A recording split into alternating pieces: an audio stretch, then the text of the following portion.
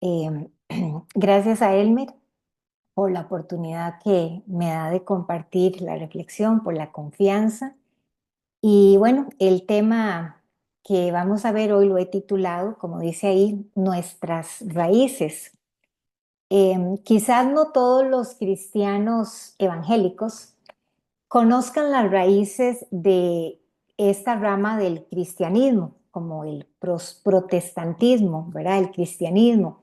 Y el tema desde un punto de vista espiritual meramente no es necesariamente relevante, pero lo es desde una perspectiva histórica, porque es valioso conocer uno de los acontecimientos más trascendentales de la historia de la fe cristiana y que generó un cambio en el mundo y en particular en el cristianismo. Y vamos a hablar de un hombre que al principio se acercó a la Biblia con fines meramente académicos, ¿verdad? Más que por un anhelo espiritual genuino, más que por una hambre y sed de la palabra, pero que en ese proceso su vida fue transformada radicalmente. Vamos a ver cómo los diferentes eventos naturales de su vida natural como hombre y de las etapas que fue experimentando a nivel espiritual se fueron sumando uno a uno hasta llevarlo a esa transformación tan maravillosa de la que vamos a hablar. Y tal vez con esta breve introducción, algunos de ustedes o todos ya sabrán de quién vamos a hablar hoy. Vamos a hablar de este señor Martín Lutero. Bueno, no vamos a hablar de él, de solo de él, vamos a hablar de la palabra de Dios, pero vamos a tomar parte de su historia como un ejemplo y para una enseñanza. La historia de Martín Lutero es fascinante y es muy triste en algunos momentos de su vida, pero es fascinante. Si usted tiene la oportunidad de leerla o de buscar algún video en YouTube, hágalo porque es muy interesante. Y al adentrarnos en su biografía, descubrimos que Lutero no fue obviamente un hombre perfecto, ¿verdad? Más bien encontramos momentos que muestran su vulnerabilidad, momentos similares a los que todos, como usted y yo, vivimos continuamente en nuestra propia vida. Y sin embargo, fue justamente en medio de esas vulnerabilidades, en medio de esas debilidades humanas, donde cambió su manera de entender la fe y la palabra de Dios. Y bueno, y ahorita pienso que hago un paréntesis aquí porque justo en medio de nuestra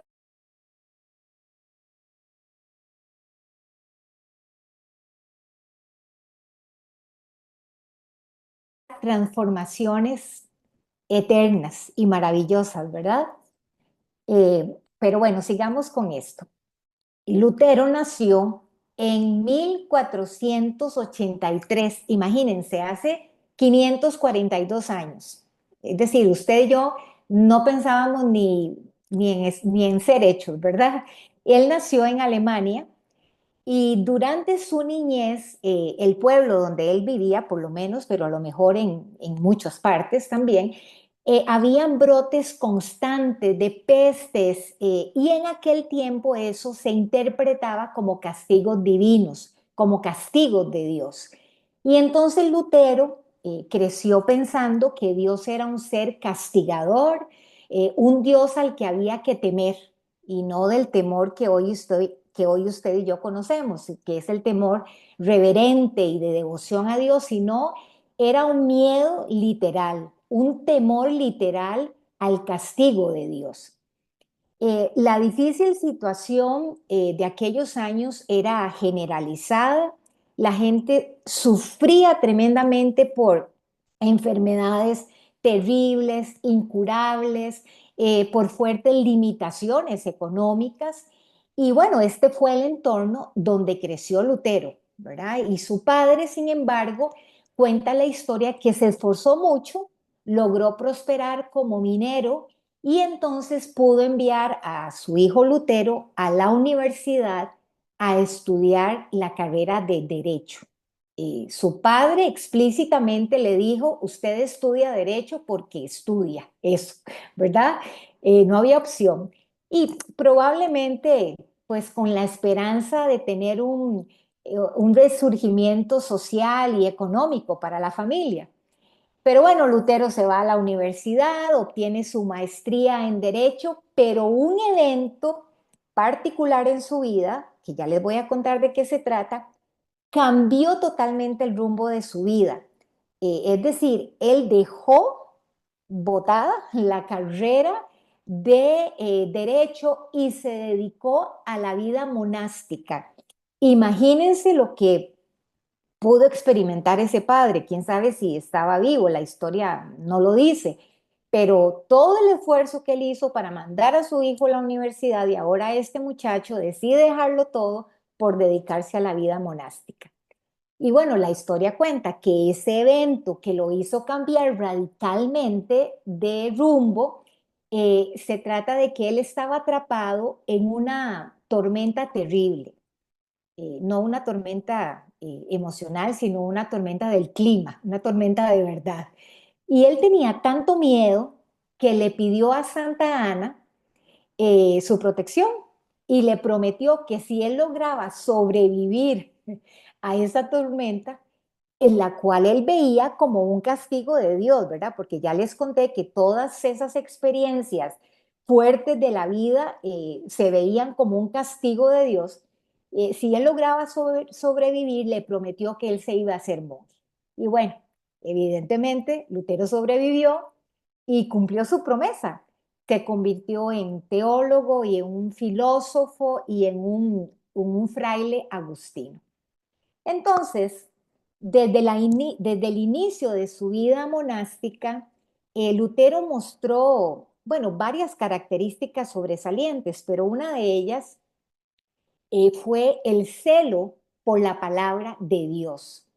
Y gracias al dominio que Lutero tenía del idioma latín, él podía leer la Biblia directamente y eso era algo que no todas las personas podían hacer. No todos sabían latín, solo las personas de la iglesia que estudiaban para eso. Y cuanto más estudiaba la Biblia, Lutero, cuanto más la leía, más y más descubría errores en la enseñanza de la iglesia con respecto a lo que decía la Biblia, y eso lo desanimaba profundamente. Y entonces se despertó en él un fuerte deseo de guiar a otros hacia la fidelidad de la palabra de Dios. Y cada vez más y más convencido de la necesidad de volver a la verdad bíblica. Y entonces de esa búsqueda sincera que él tenía y de su amor por la verdad, nacería, ¿verdad? Una convicción que marcó un antes y un después en la relación de los cristianos con la palabra de Dios. Y aquí quiero hacer una primera pausa para hacer una pequeña reflexión y un llamado a la aplicación, porque pues de eso se trata, que podamos reflexionar, pero también que podamos llevar a la práctica y a la acción lo que estamos reflexionando.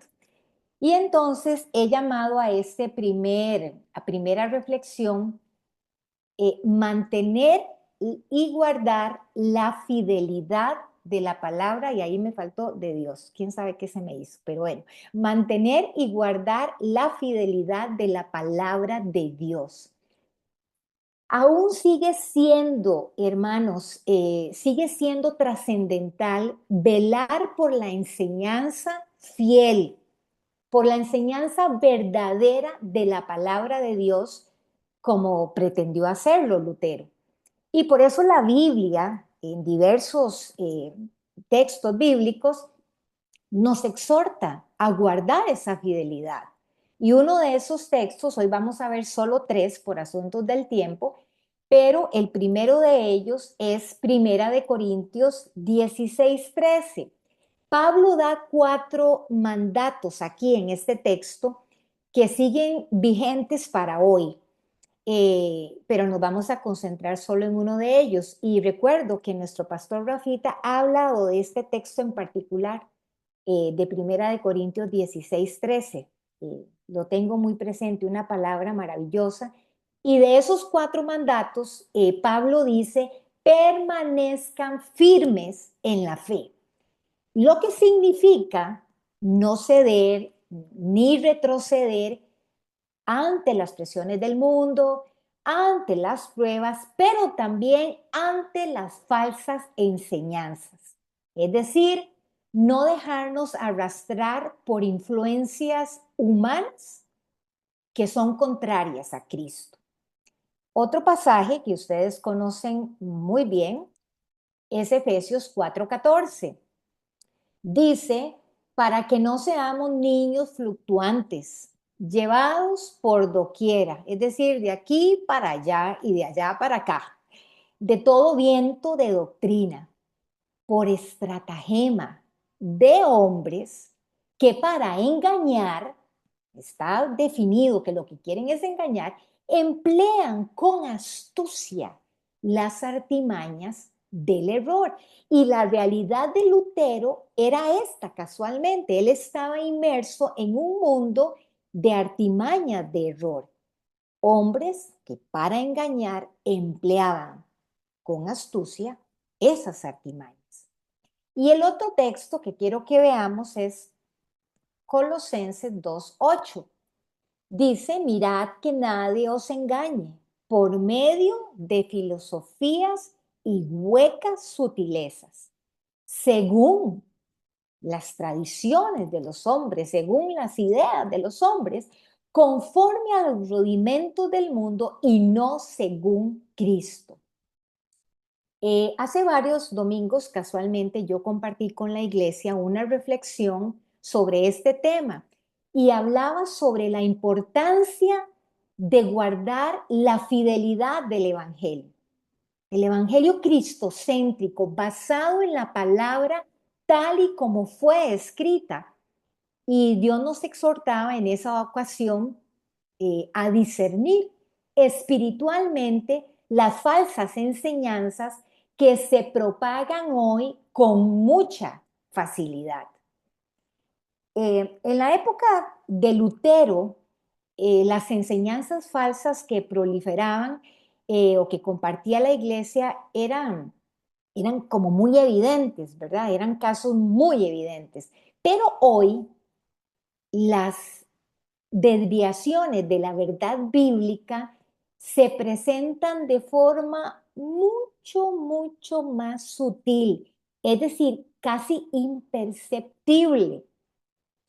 Se manipula la palabra de Dios a conveniencia y se dice a la gente lo que la gente se muere por oír, como dice la Biblia en otro texto. Tienen comezón de oír, entonces se les habla la palabra a conveniencia de lo que la gente quiere oír. Se usan palabras, frases, expresiones cotidianas que podrían estar alejadas de lo que Dios realmente dice en su palabra.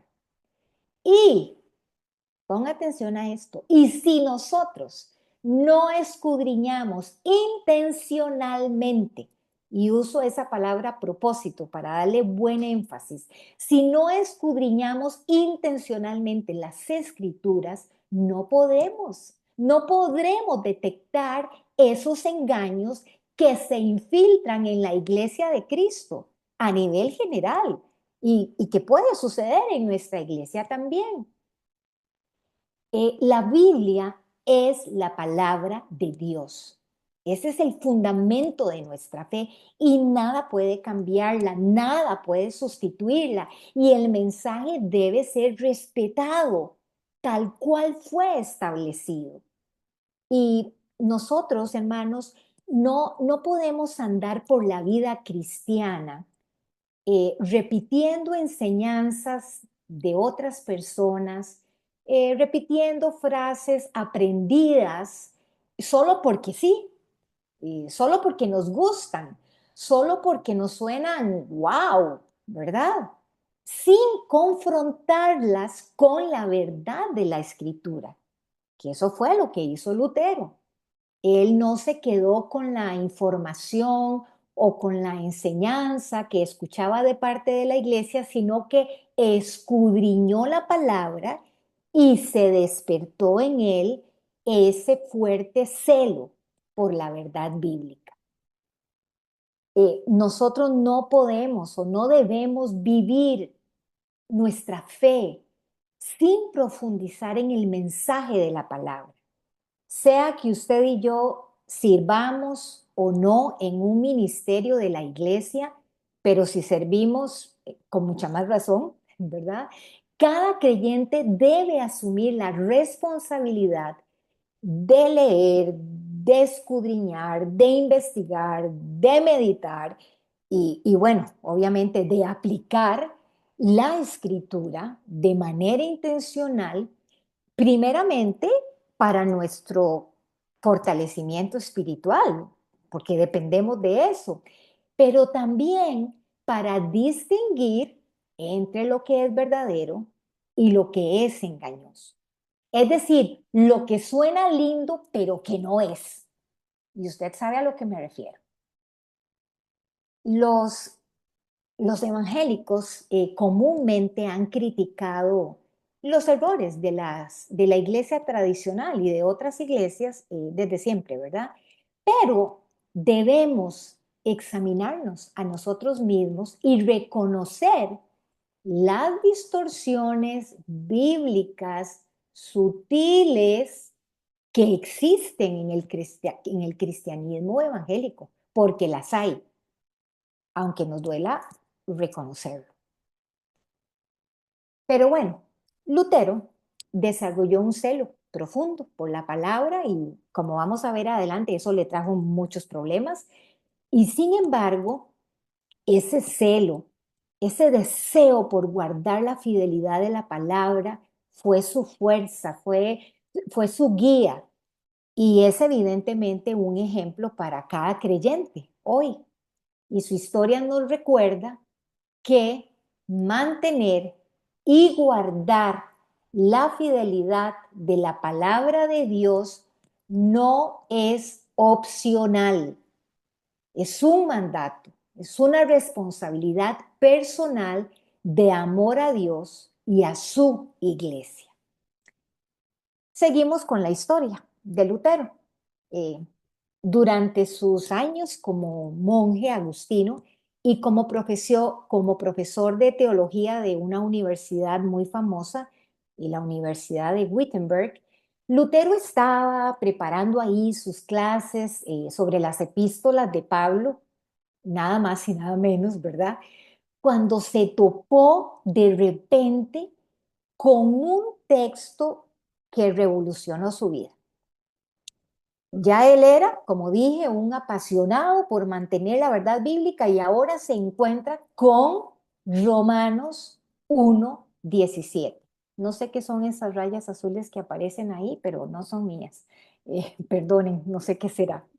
Romanos 1:17 dice, porque en el Evangelio la justicia de Dios se revela por fe y para fe. Como está escrito, mas el justo por la fe vivirá. La versión de la Nueva Traducción Viviente lo expresa más claramente y dice, esa buena noticia, es decir, el Evangelio, que es buena noticia, nos revela cómo Dios nos hace justos ante sus ojos. Y dice, eso se logra de principio a fin por medio de la fe. ¿Cuál fe? En Cristo. Como dicen las Escrituras, es por medio de la fe, ¿en quién? En Cristo, que el justo tiene vida. Miren, hermanos, hasta entonces Lutero había entendido la justicia de Dios como el juicio mediante el cual Dios castiga al pecador, ¿verdad? Y eso lo angustiaba profundamente. Ya les dije, había vivido toda su niñez, su juventud y ahora aún siendo monje, vivía bajo ese temor por la enseñanza que se hacía en esa religiosa de su tiempo, ¿verdad? Pero, esto es maravilloso, pero al estudiar este texto en su idioma original, ¿verdad? Según la historia dice griego y latín, Lutero comprendió que la justicia de Dios, y escuche esto, hermano, porque yo sé que usted lo sabe, pero esto es, esto es maravilloso. Él entendió que la justicia de Dios no es la que condena, sino la que concede gracia a través de la fe en Cristo. Wow, como dice nuestro pastor Rafita. Wow, vaya revelación.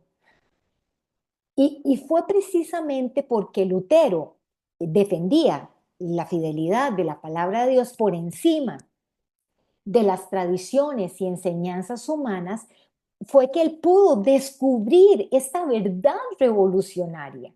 Y vieran ustedes, esto es maravilloso también, porque la historia dice que él describió este momento de revelación con esta frase. Él dijo, las puertas del paraíso se abrieron para mí. A mí me impresionó esa descripción. Es decir, él, toda aquella nube de temor, de miedo que había tenido toda su vida, todos esos esfuerzos humanos que había hecho por alcanzar el favor de Dios, se desvaneció ante la luz de este evangelio glorioso. Y ahí donde usted está en su casa, diga amén. No los puedo oír, pero esto es maravilloso. Y aquí hacemos la segunda pausa para hacer una segunda reflexión y un llamado a la aplicación. Y esta segunda aplicación la he llamado atesorar y valorar la justicia de Dios.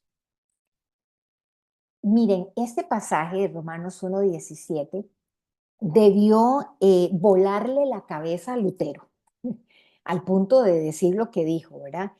Y esto también debería volarnos la cabeza a nosotros, porque, y por eso puse el título de atesorar y valorar la justicia de Dios, porque hermanos, nosotros no podemos, no debemos acostumbrarnos al milagro de la justificación ni verlo como algo trivial.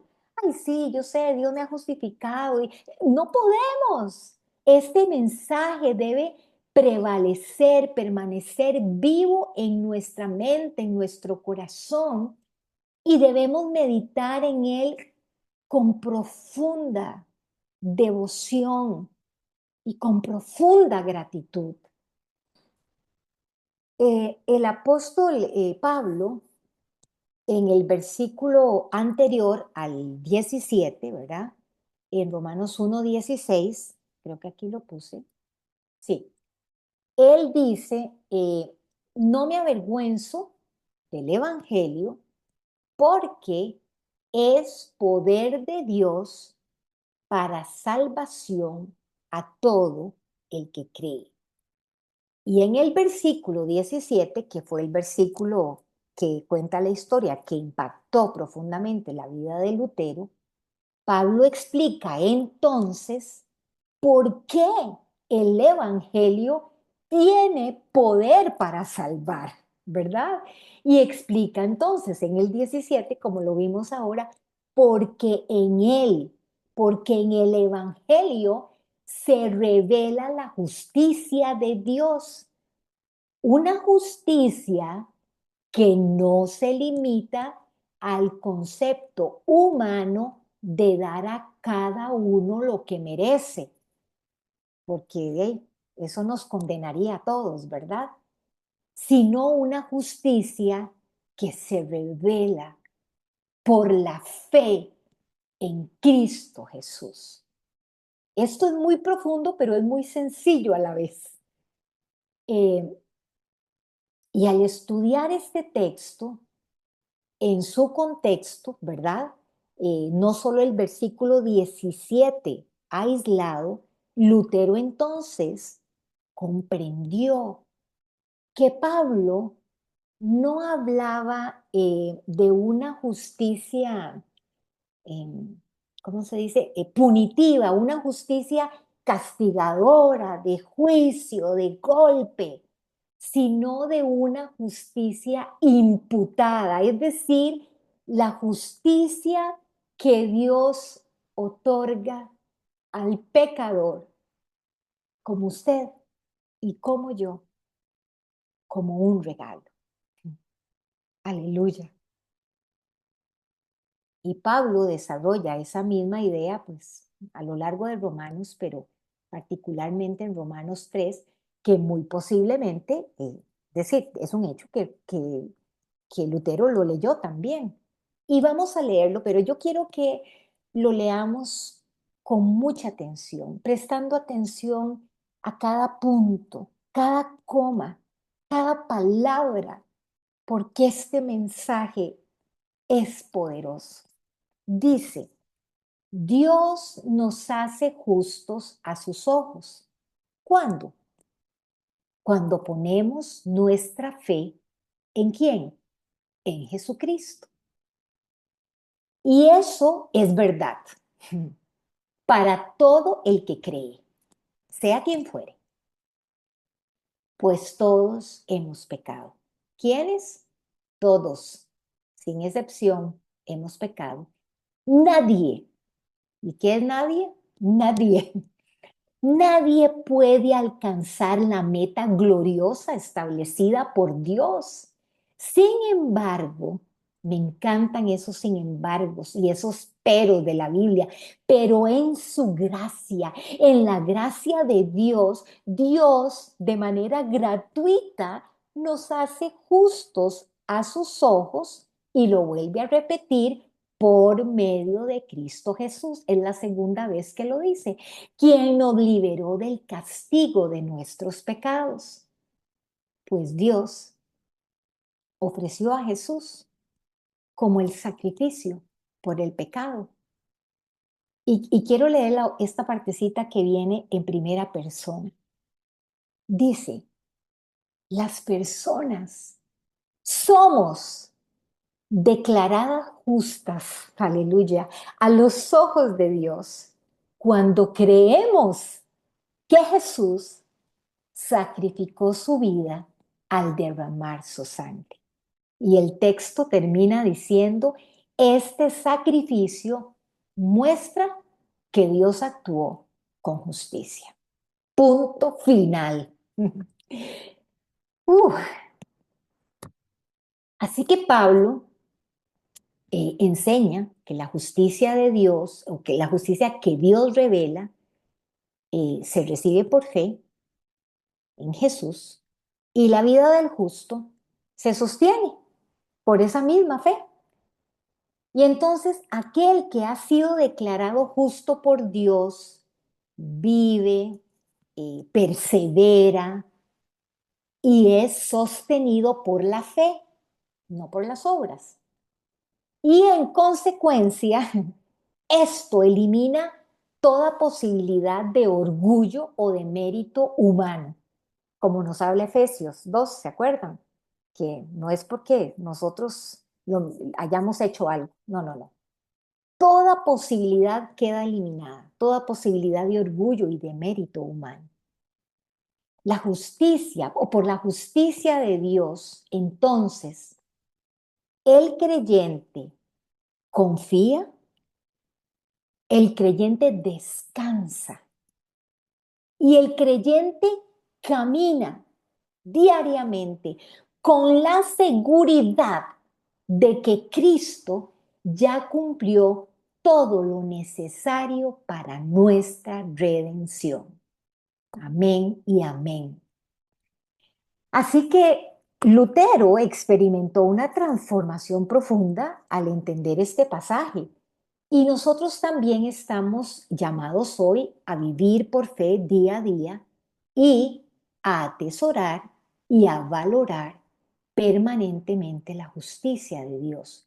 No nos acostumbremos a esto, hermanos. No seamos triviales respecto a esta revelación gloriosa que es el fundamento del Evangelio. Casualmente, para los que tienen la aplicación de la Biblia en sus celulares, casualmente el texto de hoy es Romanos 5.1, también en Romanos, que habla de esto. Y me encantó que hoy justo fuera ese texto. Por lo tanto, no lo apunté aquí, pero usted lo puede apuntar ahí en su casa o buscarlo. Por lo tanto, ya que fuimos hechos justos a los ojos de Dios por medio de la fe, Romanos habla mucho de esto, tenemos paz con Dios, una paz que nada puede darlo.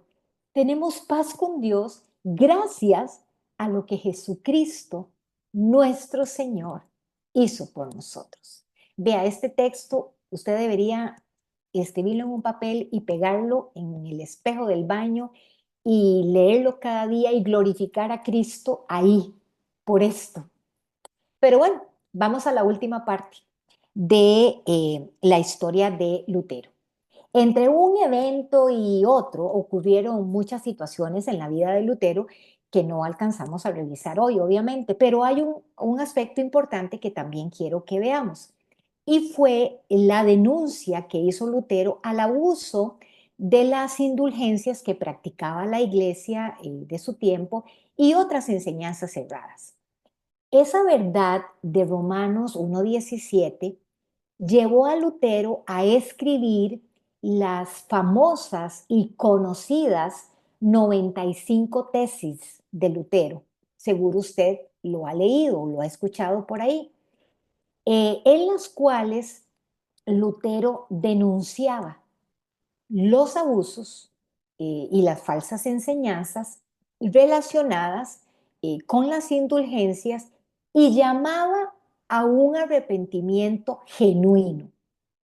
Y en esas tesis, Lutero también afirmaba que el arrepentimiento establecido por Dios implicaba un arrepentimiento espiritual interno, en lugar de simplemente una confesión sacramental externa, ¿verdad?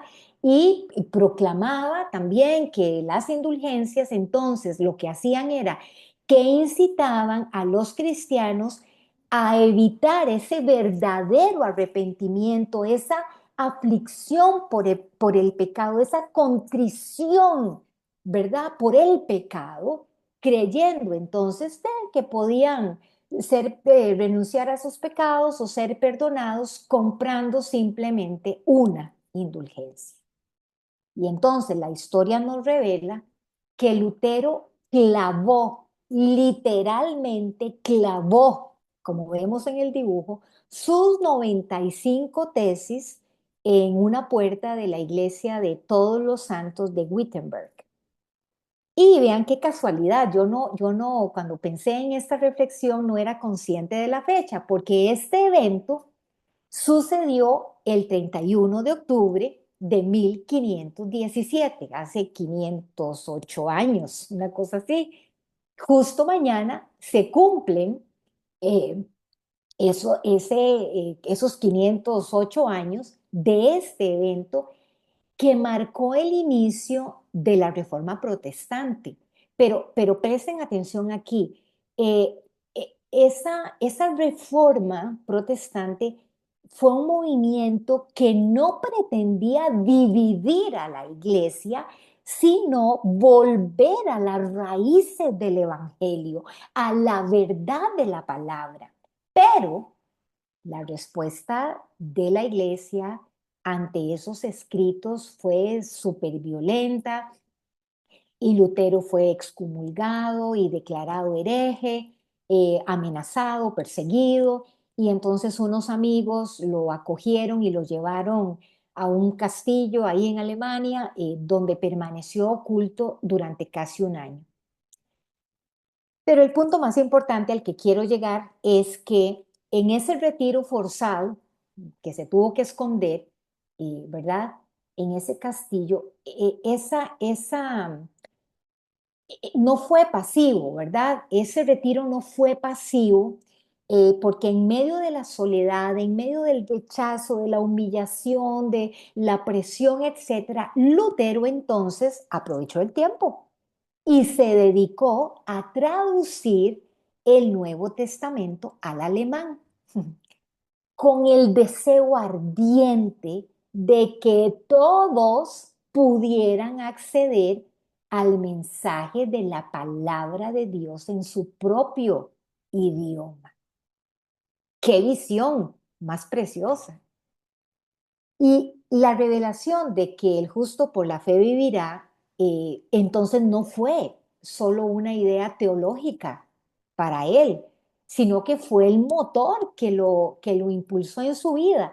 Y bueno, como digo, Lutero, como leía, estaba leyendo Romanos, muy posiblemente se encontró con Romanos 10, donde dice que si la fe viene por el oír y el oír por la palabra de Dios, pues entonces era indispensable que el pueblo pudiera leer las escrituras por sí mismo. Y entonces, ahí escondido en ese castillo, profundizó en el estudio del griego y del hebreo para asegurar una traducción fiel, lo más fiel posible al texto original.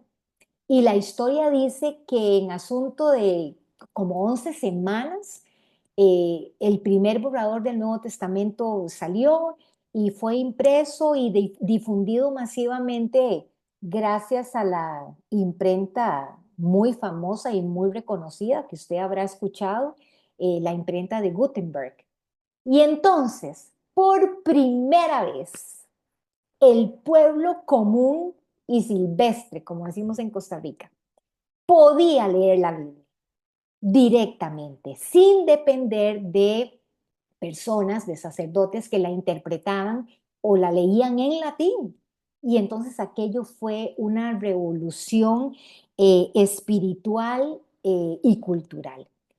La iglesia, sin embargo, condenó aquella traducción y la catalogó como peligrosa y subversiva. Y claro que era subversiva, porque ahora la gente podía darse cuenta a través de la lectura de la Biblia que lo que se enseñaba era errado. Y entonces eso era peligroso y subversivo, ¿verdad? Y muchos obispos ordenaron confiscar y quemar los ejemplares, pero el movimiento fue imparable.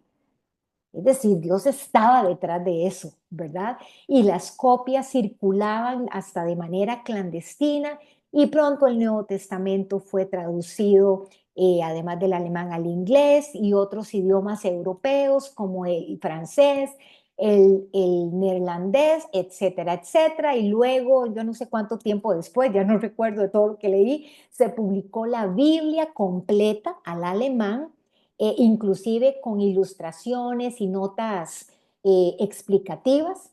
Y eso se convirtió, esa traducción se convirtió en una de las obras más influyentes en la historia del cristianismo. Entonces vamos ya a la tercera y última reflexión y aplicación a la que he llamado extender la voz del Evangelio. La revelación de la palabra de Dios no terminó con Lutero, ni termina con nosotros, porque cuando nosotros comprendemos la riqueza y el tesoro del Evangelio, como lo entendió Lutero, se despierta el deseo de que otros, o debe despertarse el deseo de que otros conozcan sobre este Evangelio transformador. Porque ese mismo evangelio que transformó la vida de Lutero y hasta fue capaz de encender una reforma, es el que hoy sigue transformando el corazón del hombre. Y bueno, la mitad del trabajo o más ya está hecho. No tenemos que ponernos a traducir versiones de la Biblia. La Biblia ya está traducida prácticamente en todos los idiomas y hay acceso libre en la mayoría de los países. Pero ahora nos corresponde a nosotros continuar con ese legado y extender la voz del Evangelio a los que aún no lo conocen. Dios fue quien evidentemente tocó el corazón de Lutero y quitó la venda de sus ojos y abrió sus ojos a la verdad. Pero Lutero no se quedó quieto, ¿verdad? No se guardó esa revelación para sí mismo y dijo, ay, qué maravilloso esto, ay, qué delicia esta revelación, qué rico, y se la guardó ahí. No, no, no.